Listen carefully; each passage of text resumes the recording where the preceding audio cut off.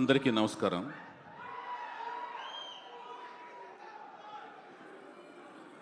ఈ వేదిక మీద నేను ఉన్నందుకు నాకు గర్వంగా ఫీల్ అవుతున్నాను.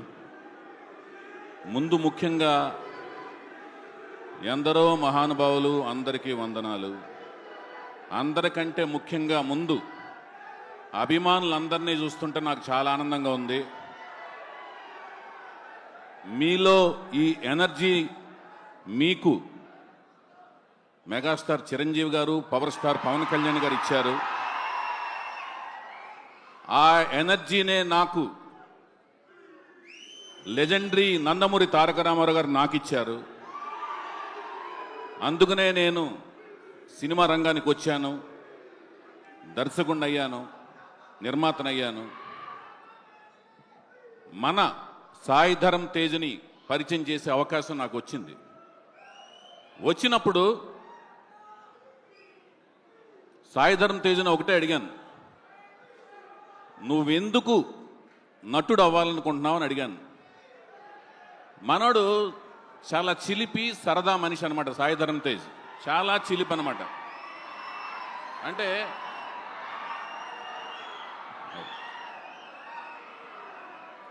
రౌడీ అల్లుడు సినిమాలో చిరంజీవి గారు 2 షేడ్స్ ఎలా ఉంటాయో చిరంజీవి గారి పాత్రలో, ఆ షేడ్స్ 2 సాయి ధరమ్ తేజ్లో ఉంటాయి.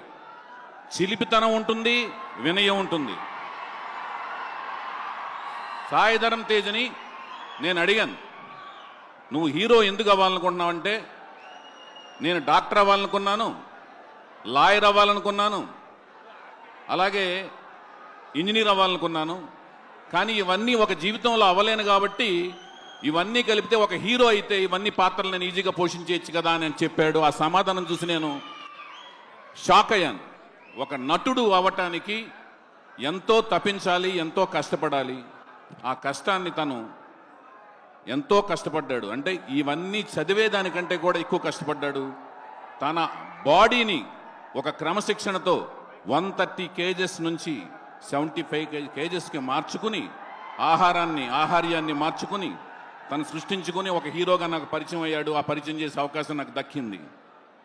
అతను ఈ 10 ఏళ్ల ఈ జర్నీ చూస్తుంటే నాకు ఎంతో ఆనందంగా ఉంది. మీలాంటి ఎంతోమంది అభిమానులు సంపాదించుకున్నందుకు చాలా ఆనందంగా, అదృష్టం కింద తను ఇంత అదృష్టవంతులైనందుకు నాకు చాలా ఆనందంగా ఉంటూ, మళ్ళీ తనతో ఒక విజయవంతమైన సినిమా తీయాలని మనస్ఫూర్తి కోరుకుంటూ మీ అందరి దగ్గర సెలవు తీసుకుంటున్నాను.